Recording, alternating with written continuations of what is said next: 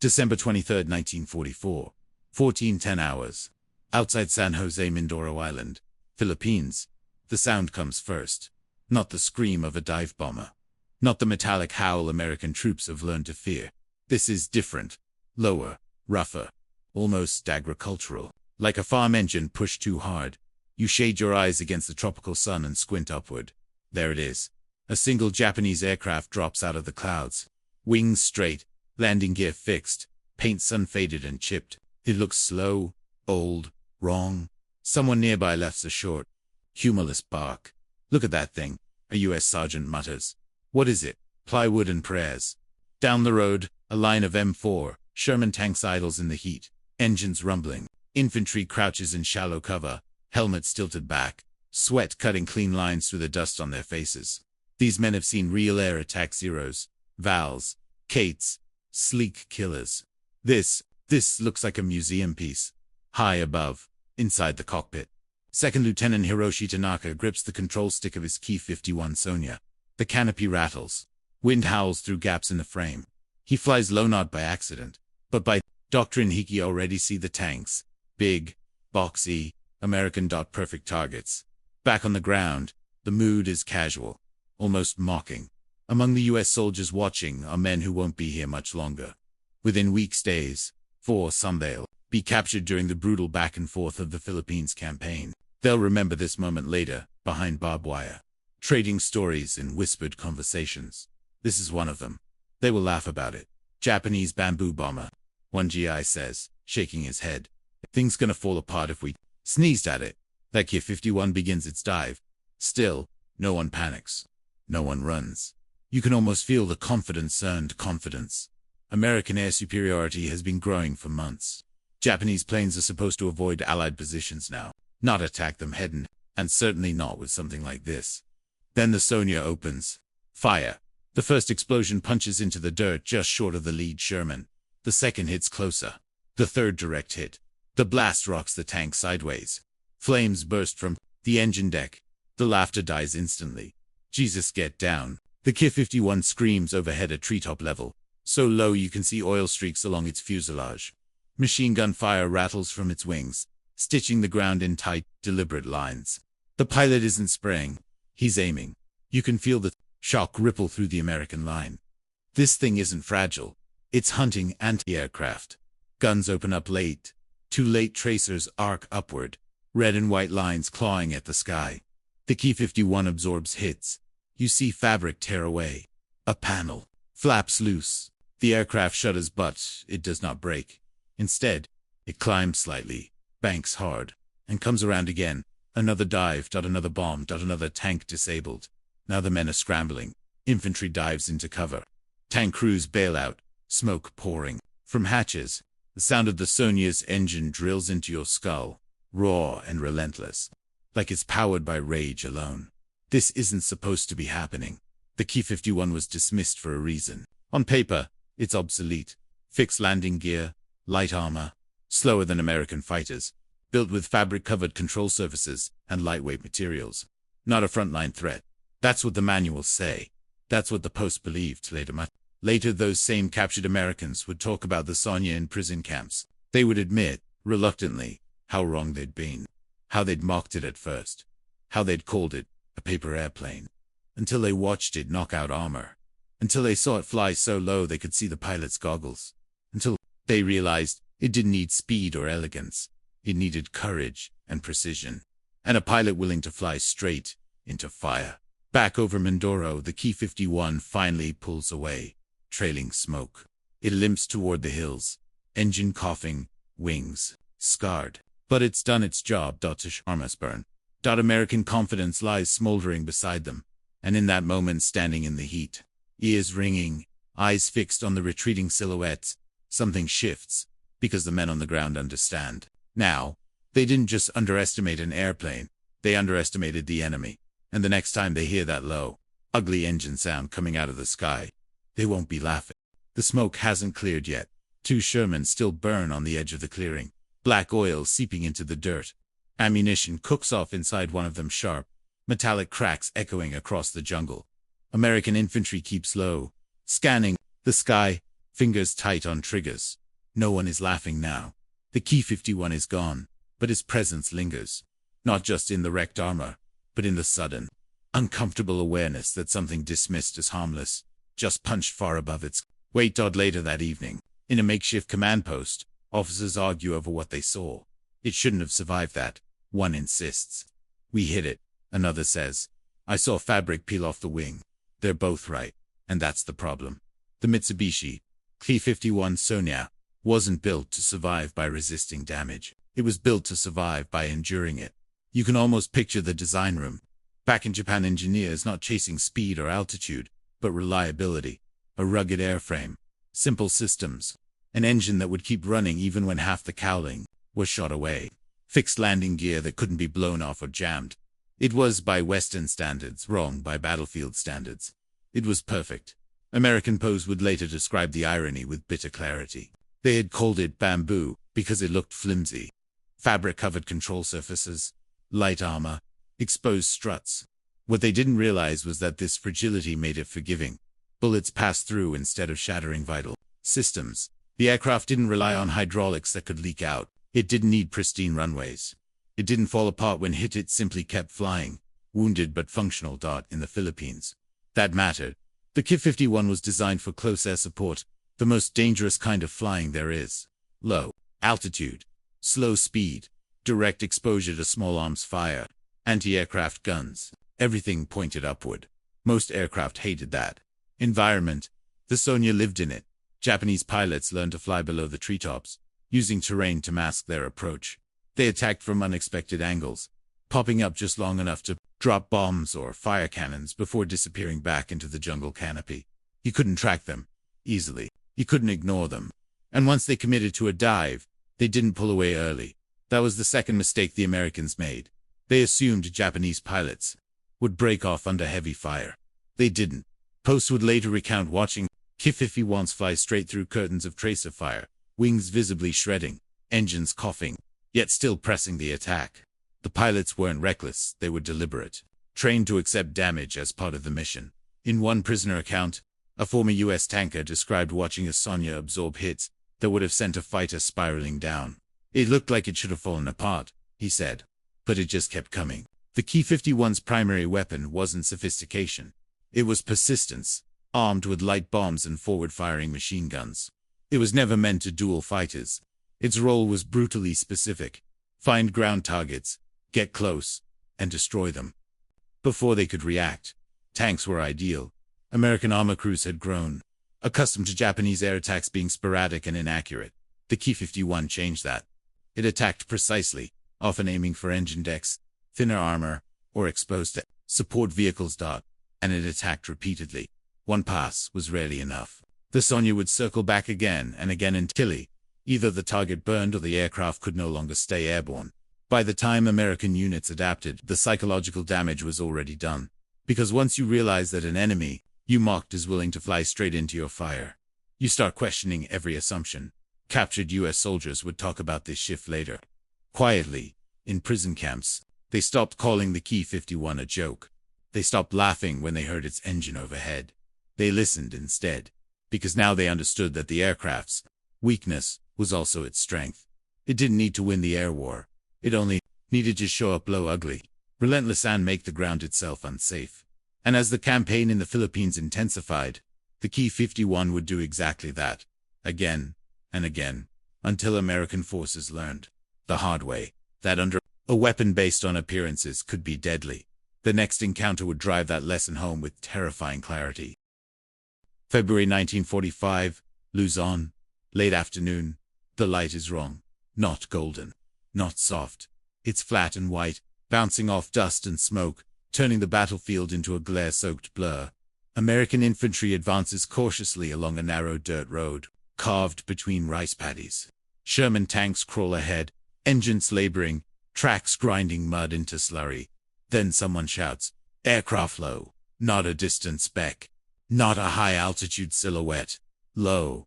Too low you can almost feel it before you see it, the vibration in the air, the deep, uneven growl of an engine pushed beyond comfort. The sound doesn't fade in like a bomber formation. It erupts. The Ki-51 comes in at treetop height, Men hit the ground instinctively. Rifles drop. Helmets scrape dirt. A tank commander slams his hatch shut just as the aircraft flashes overhead. So close the crew can see the pilot's goggles. The red sun randell. The fabric skin rippling under stress. This isn't a flyby dot. It's a hunting run. The Sonia pulls up just enough to clear a stand of palms, then rolls into a shallow dive. No sirens, no dramatic scream, just gravity and intent. The pilot lines up the lead Sherman and commits bomb away. The explosion is tight and violent. Erupting beside the tank's rear deck, flames lick upward. Smoke pours out. The Sherman lurches, stops, then begins to burn. The Ki-51 doesn't climb away. It banks, comes back. Machine guns rake the road. Infantry scatter. A half-track takes hits, tires shredding. Men dive into irrigation ditches as dirt kicks up around them. And still the aircraft doesn't break off. This is what American POWs would later struggle to explain. Not the damage, the proximity. The Ki-51 flew so close that it erased the psychological buffer soldiers relied on. High-altitude bombers were terrifying but distant. Fighters streaked past too fast to track. The Sonia stayed. It lingered. It let you see it. That changed everything. U.S. after-action reports from Luzon described Japanese close-support aircraft making unnervingly deliberate attack runs, often ignoring ground fire until after releasing ordnance. One infantry officer wrote that the pilots seemed indifferent to survival once committed. That wasn't entirely true. They weren't indifferent. They were conditioned Japanese. Army Air Force doctrine emphasized mission completion over aircraft preservation. The Ki-51's pilots were trained to accept that their plane would come back damaged, sometimes barely. The airframe was forgiving. The engine was tough. And if it didn't come back, that was understood. This wasn't kamikaze, but it was close enough to make the difference irrelevant to the men on the ground. American tankers began adapting spacing out vehicles, increasing overhead cover, coordinating with infantry for air watch. That adaptation takes time, and the Ki-51 exploited every gap in one documented engagement near Clark Field. 3 Ki-51s attacked a U.S. armored column over the course of 20 minutes. They came in one at a time, rotating runs, forcing crews to stay buttoned up, blinding commanders, disrupting coordination. 2 tanks were knocked out. Several supply trucks destroyed. No Japanese fighters escorted them. They didn't need to. The Sonia's survivability at low altitude made interception difficult. U.S. fighters often arrived too late or overshot the slow-moving aircraft entirely. Anti-aircraft fire helped, but only once positions were established. Until then, the Ki-51 owned the airspace that mattered most. Low, close, personal. American POWs captured earlier. Others after these engagements began connecting the dots. The aircraft they had mocked in camps wasn't failing because it was outdated. It was succeeding because it was designed for a war Japan expected to fight against infantry, armor, and terrain, not against air superiority. One former POW later recalled watching a Ki-51 land on a rough strip hacked out of jungle, wings patched with fabric, holes visible through the fuselage. Any American plane would have been grounded, he said. That thing just got refueled and went back up. That realization hit hard, because it meant the enemy wasn't incompetent. They were adapted by March 1945. American commanders began specifically naming the Ki-51 in threat assessments. It was no longer a footnote. It was a priority target. Orders emphasized aggressive air patrols at low altitude, quicker response times, and dedicated flak coverage during armored movements. But the Sonia kept coming. Fewer of them. Now, fuel shortages, pilot losses, attrition biting deep. Yet each appearance still carried weight, because every time its engine echoed across a valley or over a road, men remembered what it could do. Spring 1945. A temporary POW holding area outside Manila. The air smells of sweat, rot, and burned fuel. American prisoners thin, exhausted. Uniforms hanging loose are being marched past a makeshift airstrip carved out of hard-packed dirt. The guards shout. Rifles bark orders. Somewhere nearby, an engine coughs to life. A familiar sound. Low, uneven, almost crude. Several POWs look up. There it is again. A Ki-51 Sonia, sitting in plain view. Close enough to touch. Its paint is faded, chipped by salt air and sun. Fabric. Patches are stitched across the wings like scars. The landing gear is caked with mud. Oil stains streak the fuselage. It looks worse than they remember. Someone mutters, That thing. That's what hit us. No one laughs this time. Because now, they know what it can do. The aircraft taxis forward, tail bouncing, engine sputtering, and then settling into a steady growl. A Japanese ground crew barely more than Boyce pulls chocks and steps back. The pilot doesn't wave. He doesn't look at the prisoners. He opens the throttle. The Ki-51 rolls, lifts, and climbs slowly, stubbornly, disappearing over the trees. Silence settles over the post that didn't exist months earlier. Back in late 1944, captured Americans had mocked Sonya openly. Compared it to U.S. dive bombers like the SPD Dauntless or the A-20 Havoc, called it obsolete, weak, a lawnmower with wings. That mockery had been a coping mechanism. If the enemy's equipment was laughable, then the enemy could be dismissed. Combat erased that illusion by the time of the Luzon campaign. Word had spread among American units' frontline troops, tankers, even prisoners forced to work near Japanese positions. The Ki-51 wasn't just an aircraft. It was a problem, one that wouldn't go away. U.S. intelligence summaries from early 1945 described the Sonya as tactically persistent and dangerously effective in close support roles despite technological inferiority. The language is clinical, understated. The men who faced it used different words: relentless, nerve-wracking, personal. Unlike high-level bombing campaigns, the Ki-51's war was fought at eye level. Pilots identified individual vehicles, individual gun pits, individual clusters of men. You could feel when it was coming for you. That intimacy left marks. American tank crews began painting extra canvas and sandbags onto their schmans, not just for protection, but for reassurance. Infantry units assigned men solely to skywatch during advances, eyes burning from staring upward. Even then, it wasn't enough. The Ki-51 exploited terrain with precision: valleys, tree lines, riverbeds, places where radar coverage was useless, and fighters had no room to maneuver. It slipped in, struck, and vanished before retaliation could arrive. Yet by April 1945, cracks were showing. Japan's pilot pool was thinning. Fuel was scarce. Replacement parts non-existent. Aircraft that once flew 3 sorties a day now struggled to fly one. Ground crews cannibalized wrecks to keep a single Sonya operational. American air superiority tightened like a noose. P-47 Thunderbolts began flying low-altitude patrols, specifically to hunt down Japanese close support aircraft. Anti-aircraft units improved coordination. The skies became hostile territory even for the Ki-51. Losses mounted.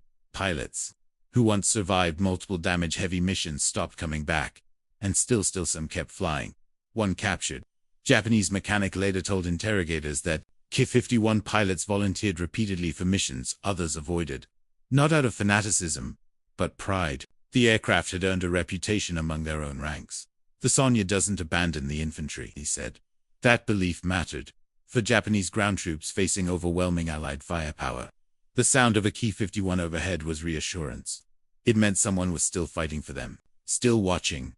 That psychological effect cut both ways. American soldiers began associating the aircraft with sudden Kherson attack, arriving when they thought the air was safe.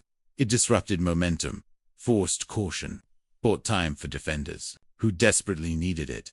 In strategic terms, the Ki-51 changed nothing. It couldn't stop the American advance. It couldn't turn the tide of the war. But at the tactical level, summer 1945, Okinawa is still burning. The war has narrowed, now compressed into brutal, grinding days where every ridge, every village, every tree line costs blood. American units are winning, but the victory feels heavy. Nothing about it is clean. And in after-action reports filed from the Philippines to the REUQs, one aircraft keeps REAPPEARING.Ki-51. Always in the margins, always understood. It always described the same uneasy tone. Unexpectedly resilient. Low-altitude threat. Pilot exhibited unusual aggressiveness. By now, American officers know better than to dismiss those words. The reckoning with the Ki-51 doesn't come in a single moment. It arrives gradually through burnt-out spawns, through medics working under strafing runs, through pilots who realize that not every enemy in the sky will fight on American terms. You can almost feel that shift in attitude. Early in the war, U.S. air doctrine emphasized speed, altitude, and overwhelming firepower. It worked brilliantly against conventional targets. But the Ki-51 exposed a blind spot. It refused to play that game. The Sonya stayed low, too low for comfort, too low for easy interception.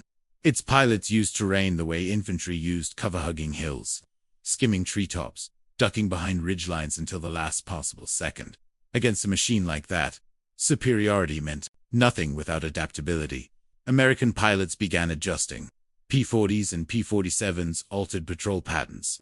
Strafing runs became more cautious. Tank columns coordinated more tightly with air cover. Doctrine bent under pressure, reshaping itself in real time. And that, perhaps, was the Ki-51's greatest impact. It forced change. Captured American posts now freed, recovering debriefed, were asked what surprised them most about Japanese air power. Many gave the same answer. Those damn bamboo planes. They spoke about the sound first. The way it crept in, almost unnoticed. The way it stayed. The way it kept coming back even after taking hits that should have brought it down. One former tanker described watching a Ki-51 absorb machine gun fire, smoke pouring from the engine, only to complete its dive anyway, releasing bombs so close, he felt a concussion through the hull. He didn't care if he made it out, the tanker said quietly. He just wanted to finish the run. That realization lingered. The Ki-51 blurred the line between conventional close air support and something darker. It wasn't technically a kamikaze aircraft, but in practice, the difference felt thin. Japanese pilots weren't ordered to die. They just accepted that survival was optional. That mindset unsettled American troops more than any technical capability. It forced them to confront a truth about the war in the Pacific that no amount of industrial advantage could erase. This was not a symmetrical conflict. It was a collision. By July 1945, Japanese airfields were shadows of what they had been. Fuel shortages grounded most remaining aircraft. Ki-51 units were disbanded, merged, or reassigned to last-ditch defensive roles. Some Sonya airframes were stripped and used as decoys. Others were hidden under trees, waiting for fuel that would never come. But even in decline, the aircraft's legacy endured. U.S. intelligence officers compiling post-war assessments noted something telling. The Ki-51's effectiveness had little to do with its materials or specifications. It succeeded because it was used exactly as it was meant to be used. Close, slow, personal. It was an aircraft built for a kind of war. Japan could still fight when everything else was slipping away. When Japan surrendered in August 1945, American troops finally walked unopposed onto airfields that had once launched those attacks. They examined abandoned Ki-51s up close, ran hands over patched fabric, peered into cramped cockpits, counted the bullet holes. Some shook their heads. This thing, one soldier reportedly said, this is what scared us. But there was no laughter in his voice, only recognition. The Ki-51 was never meant to win the war. It was meant to buy time, to harass, to punish, to remind the enemy that even a collapsing force could still strike back. And it did, in the years after the war. American veterans told the story differently than they had at first. The jokes faded. The mockery disappeared. What remained was respect for the enemy's ingenuity, for the pilots who flew missions that logic said they shouldn't survive, and for the lesson learned the hard way. Never underestimate a weapon, simply because it looks primitive. Never confuse simplicity with weakness, because sometimes, the most dangerous thing in the sky isn't the fastest or the most advanced, it's the one willing to fly lower than anyone else. Stay there. Years later, long after the uniforms were folded away and the war had become history, the Ki-51 still surfaced in unexpected places, in veterans' halls, in memoirs written late at night, in quiet conversations that began with, there was this one plane and never appeared first in those stories. The zero always came first, then the flak, then the kamikazes. But eventually, inevitably, someone would mention the Sonya, and the room would go quiet. By the 1950s, U.S. military historians began reassessing the air war in the Pacific, with colder eyes and fewer assumptions.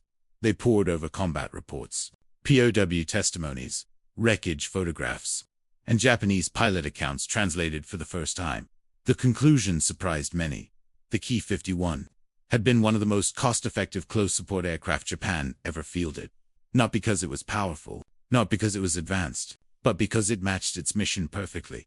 American analysts noted that while sophisticated, aircraft dominated strategic bombing and air superiority, they often struggled in the chaotic, low-altitude environment of jungle warfare. The Ki thrived there. It could operate from primitive strips, be repaired with minimal tools, fly missions in weather that grounded more advanced planes. It was in many ways the opposite of American design philosophy. And that contrast forced a deeper reflection. The United States had won the war through overwhelming industrial strength, logistics, and adaptability. But the Ki-51 served as a reminder that not every battlefield rewards complexity. Sometimes, resilience matters more than elegance. This lesson quietly shaped post-war doctrine. During the Korean War, American planners emphasized rugged low-altitude, crew-support aircraft once again. The A-1 Skyraider's slow, durable, capable of absorbing punishment became a workhorse. Decades later, the A-10 Thunderbolt II would embody the same philosophy. Different war, different enemy, same lesson. Stay low, stay close. Protect the men on the ground. Few officers ever cited the Ki-51 directly, but its shadow was there. For former POWs, the lesson was more personal. Many admitted that their early mockery had been a defense against fear. Laughing at the enemy made captivity bearable. It created distance between themselves and the danger they couldn't escape. But combatants' survival had stripped that illusion away. They had seen what underestimation costs. They had watched a plane made of fabric and would punch holes through steel. They had learned that arrogance is a luxury war does not forgive. Japanese veterans, too, spoke of the Ki-51 with a quiet pride. Not triumph, not glory. Pride. It had done its job. It had stayed in the fight when better aircraft were gone. It had supported soldiers who were otherwise abandoned. One former Ki-51 pilot, interviewed decades later, summed it up simply: "We knew we would lose the war, but the infantry still needed us." That sentence captures the essence of the aircraft better than any statistic. The Ki-51 was not about victory. It was about presence, about showing up, about refusing to disappear quietly. Today, only a handful of Ki-51 airframes survive in museums, carefully restored, sitting motionless under clean lights. Visitors walk past them quickly, drawn instead to sleeker machines nearby. Most don't know its story.